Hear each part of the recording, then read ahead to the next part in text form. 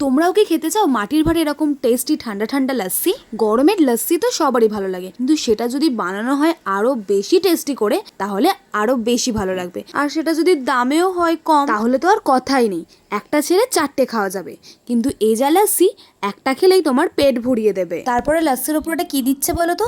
একদম ঠেসে ঠেসে গ্রেট করা খোয়া ক্ষীর দিয়ে দিচ্ছে, আর তার উপরে দিয়ে দিচ্ছে একদম বসানো দই। এখানেই কিন্তু শেষ নয়, এর ওপরেও দিয়ে দিচ্ছে কিন্তু পিস্তা। একে একে যতক্ষণ এগুলো ওর ওপরে দিচ্ছে ততক্ষণে তোমরা গেস করে ফেলো তো যে এর দাম ঠিক কত হতে পারে। কি মনে হয়, 60, 70, 80 না 90? আমি বলছি তোমাদেরকে এর আসল দাম কত। আগে বরং আমি টেস্ট করে নিই, কারণ হাতে যদি এরকম পিস্তা, আমন্ড, কাজু কিশমিশ দেওয়া লস্যি থাকে, কথা বলা কি যায় বলো? এক চামচ মুখে দিতেই আহা, এত দারুণ টেস্ট, পুরো একদম চুমু। আমি যে ভাতটা খাচ্ছি তার দাম নিয়েছে মাত্র 30 টাকা।